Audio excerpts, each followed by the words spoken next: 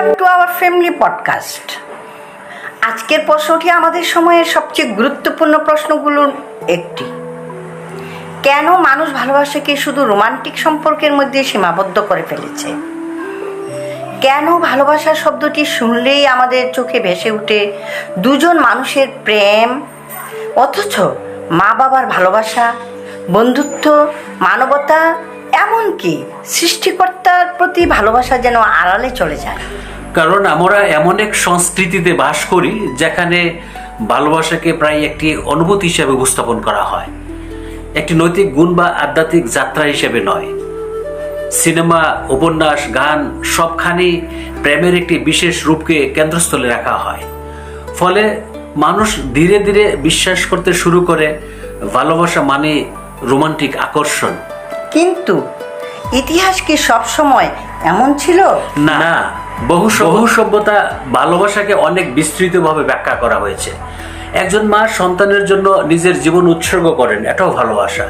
একজন শিক্ষক বছরের পর বছর একজন ছাত্রকে গড়ে তোলেন, এটাও ভালোবাসা। একজন চিকিৎসক রাতভর একজন অচেনা রোগীর পাশে থাকেন, এটাও ভালোবাসা। একজন মানুষ সত্যের জন্য নিজের স্বার্থ ত্যাগ করেন, এটিও ভালোবাসার এক রূপ।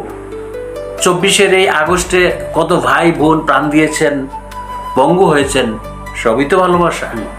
তাহলে আমরা কেন ভালোবাসার এত বিশাল আকাশকে একটি ছোট জানালার মধ্যে বন্দি করে ফেললাম?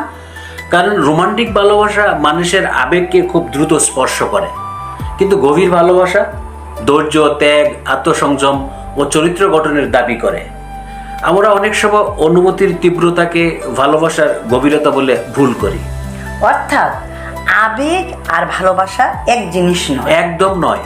আবেগ আসে এবং যায়, কিন্তু ভালোবাসা অনেক সময় একটি সিদ্ধান্ত।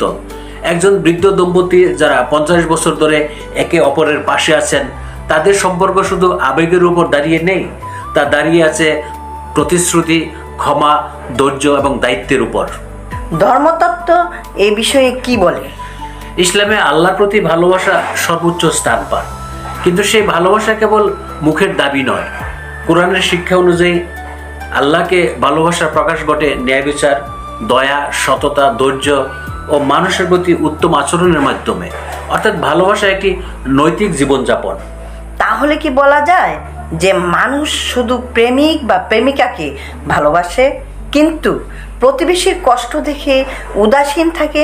সেই ভালোবাসার একটি অংশকে বুঝেছে, পুরোটা নয়। অন্তত দার্শনিক ও ধর্মীয় উভয় দৃষ্টিকোণ থেকে বলা যায় ভালোবাসার পরিসর আরো বিস্তৃত। মানুষের প্রতি সহমর্মিতা, সত্যের প্রতি আনুগত্য, ন্যায়ের প্রতি অঙ্গীকার, এসব ভালোবাসার অপরিহার্য রূপ। সুফি চিন্তায় ভালোবাসার স্থান এত উঁচু কেন? কারণ সুফিরা মনে করেন মানুষের হৃদয় যদি কেবল নিজের ইচ্ছা ভরে থাকে, তবে সেখানে সত্যের জন্য জায়গা কমে যায়। ভালোবাসা মানুষকে নিজের অহংকারের কারাগার থেকে বের হতে শেখায়। তাই তাদের কাছে ভালোবাসা শুধু কাউকে পাওয়ার আকাঙ্ক্ষা নয়, বরং নিজের ভেতরকে শুদ্ধ করার পথ। কিন্তু একটি প্রশ্ন আছে, যদি ভালোবাসা এত বিশাল হয়, তাহলে রোমান্টিক ভালোবাসায় এত শক্তিশালী কেন?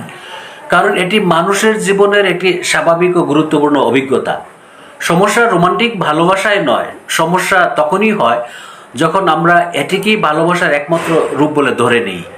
একটি নদী যেমন সমুদ্রের অংশ, কিন্তু সমুদ্র নয়, রোমান্টিক ভালোবাসা তেমনি ভালোবাসার একটি অংশ, পুরো ভালোবাসা নয়। তাহলে প্রকৃত ভালোবাসার পরীক্ষা কোথায়? যখন কাউকে ভালোবাসা আপনার অহংকার কমা, দায়িত্ব বাড়া, সত্যবাদী করে, ক্ষমাশীল করে এবং অন্যের মর্যাদা রক্ষা করতে শেখা, তখন সেটাই সত্যিকারের ভালোবাসা। আর যদি ভালোবাসার নামে অধিকার বোধ, নিয়ন্ত্রণ, ঈর্ষা ও আত্মকেন্দ্রিকতা বাড়ে, তবে আমাদের নিজেদের প্রশ্ন করা উচিত, এটি কি সত্যি ভালোবাসা? তাহলে কি ভালোবাসা একটি আয়নার মতো? হ্যাঁ, আমরা যেভাবে ভালোবাসি তা আমাদের চরিত্রকে প্রকাশ করে। ভালোবাসা শুধু বলে না আমরা কাকে ভালোবাসি, এটি দেখা আমরা কেমন মানুষ। শেষ করার আগে একটি প্রশ্ন রেখে যেতে চাই, যদি পৃথিবীতে কোনো রোমান্টিক সম্পর্ক না থাকতো, তবুও কি ভালোবাসা থাকতো? আমার উত্তর হ্যাঁ, কারণ তখনও থাকতো মায়ের কোলে শিশুর হাসি, একজন অচেনা মানুষের প্রতি দয়া, সত্যের জন্য আত্মত্যাগ, বন্ধুত্বের বিশ্বস্ততা এবং মানুষের স্রষ্টার প্রতি আন্তরিক ভালোবাসা। এগুলো ছাড়া মানব সভ্যতা টিকতো না। তাই হয়তো বলা যায় রোমান্টিক ভালোবাসা সুন্দর, কিন্তু ভালোবাসার মহাবিশ্ব তার চেয়ে অনেক বড়। আর সে মহাবিশ্বে ভালোবাসা শুধু অনুভূতি নয়, এটি সত্যের প্রতি আকর্ষণ, ন্যায়ের প্রতি অঙ্গীকার, করুণার প্রকাশ এবং স্রষ্টার দিকে মানুষের এক অবিরাম যাত্রা। আল্লাহ হাফেজ। আল্লাহ হাফেজ। আগামী পর্বে আবার দেখা হবে।